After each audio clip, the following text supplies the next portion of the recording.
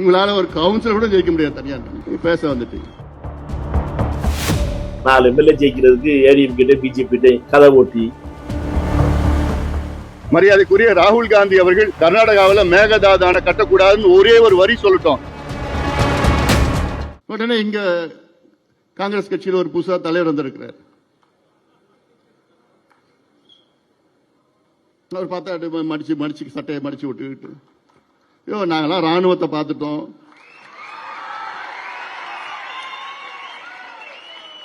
துப்பாக்கி சூட பார்த்துட்டோம், தடியடிய பார்த்துட்டோம், ஜெயில எல்லாத்தையும் நாங்க பார்த்துட்டோம், நீங்க அப்ப பிறக்க கூட இல்லை, நாங்க பேசுறோம்னா அதுல அமைதியா போய் நாங்க ஆக்கப்பூர்வமான அரசியல் பண்ணிட்டு இருக்கிறோம்.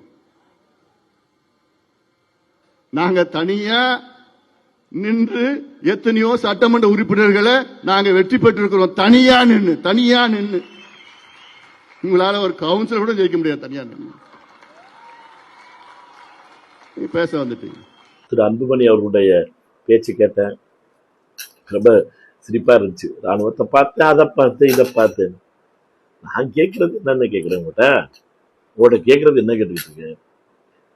மத்திய அரசு, மோடி அரசு தமிழ்நாட்டுக்கு உரிமை கிடையாது, இந்த மேகதாது அணை கட்டணம்னா அவங்ககிட்ட கேட்க வேண்டியது இல்லைன்னு சொல்லி நேற்று அமைச்சர் பதில் சொல்லியிருக்காரு. நீங்க கேட்ட கேள்விக்கு அதை எதிர்த்து மோடி அரசுல இருந்து நீங்க வித்ரா பண்ணுவீங்களா? ராஜ்யசபால ஆதரவு வித்ரா பண்ணுவீங்களா? ஒரு ஆள் தானே இருக்கீங்க, வித்ரா பண்ணுவீங்கன்னு கேட்டீங்கன்னா ஏன் இந்த பதட்டம்?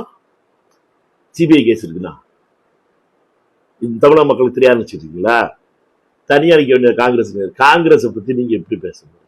நம்மளும் ஏடிஎம் கிட்ட தொங்கி, பிஜேபி கிட்ட தொங்கி அரசியல் பார்த்துட்டு இருக்கோம். 4 எம்எல்ஏ ஜெயிக்கிறதுக்கு ஏடிஎம் கிட்ட பிஜேபி கிட்ட கதை ஓட்டி. ஏன் இதெல்லாம் காங்கிரஸ் பத்தி பேசி? காங்கிரஸ் மெயின் எதிர்கட்சி சார் இந்தியா அளவுல. உங்களுக்கு தெரியாதா எத்தனை மாநிலத்தில் ஆட்சியில் இருக்கணும்? காங்கிரஸ் பத்தி பேசுறத விட்டுட்டு உங்க கட்சி வேலையை பாருங்க. பிஜேபிட்டையும் நல்லா வச்சுக்கணும், ஏடிஎம்கேயும் ஏடிஎம்கேட்டையும் சப்போர்ட் இருக்குன்னு சொல்லி பண்ணி நீங்க 4 எம்எல்ஏ ஜெயிச்சிருக்கீங்க. ராஜ்யசபாவும் ஏடிஎம்கே புண்ணியத்தில் ராஜ்யசபாவும் வாங்கிட்டீங்க. அதனால கேட்ட கேள்விக்கு பதில் சொல்லுங்க. மோடி அரசு மேகதாதுல தமிழ்நாட்டுக்கு பேச உரிமை கிடையாதுன்னு சொல்லியிருக்கு. அதை எதிர்த்து மோடியிடம் சொல்ல போறீங்களா?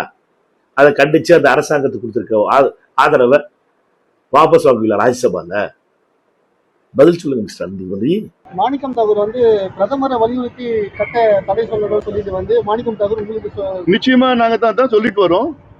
எங்களுக்கு முதலமைச்சர், தமிழ்நாட்டின் முதலமைச்சரை எங்களெல்லாம் அழைச்சிட்டு போட்டோம் பிரதமர் கிட்ட. நாங்க வர தயாரா இருக்கிறோம், பிரதமர் கிட்ட நாங்க வலியுறுத்த தயாரா இருக்கிறோம். இதே மாணிக்கம் தாக்கூர் அவங்களுடைய தலைவர் ராகுல் காந்தி கிட்ட சொல்ல அவருக்கு தைரியம் இருக்கா?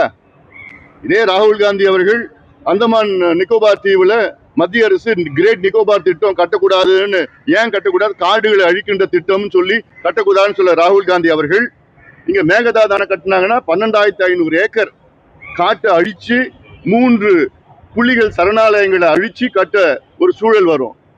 ராகுல் காந்திக்கு சொல்றதுக்கு தைரியம் இருக்கா? கட்டக்கூடாதுன்னு சொல்லுவாரா? ஆகஸ்ட் மாசம் 1ஆம் தேதி வர்றாரு, சொல்லுவாரா அவரு? மேகதாது அணை கட்டக்கூடாது, தமிழ்நாட்டுக்கு எதிரானது, சட்டத்திற்கு எதிரானது, ஒப்பந்தத்துக்கு எதிரானது, வன சட்டத்துக்கு எதிரானது, காடுகளுக்கு எதிரானது, சுற்றுச்சூழலுக்கு எதிரானது, விவசாயத்திற்கு எதிரானதுன்னு சொல்லுவாரா? இவங்க இல்ல மாணிக்கம் தாக்கூர் சொல்றதுக்கு தைரியம் இருக்கா? பேசுறது எப்படி வேணா பேசலாம். இல்ல மரியாதைக்குரிய ராகுல் காந்தி அவர்கள் ஒரே ஒரு வரி சொல்லட்டும். என்னன்னு, கர்நாடகாவில் மேகதாது அணை கட்டக்கூடாதுன்னு ஒரே ஒரு வரி சொல்லட்டும், நாங்க என்டிஏல இருந்து விலகுறோம்.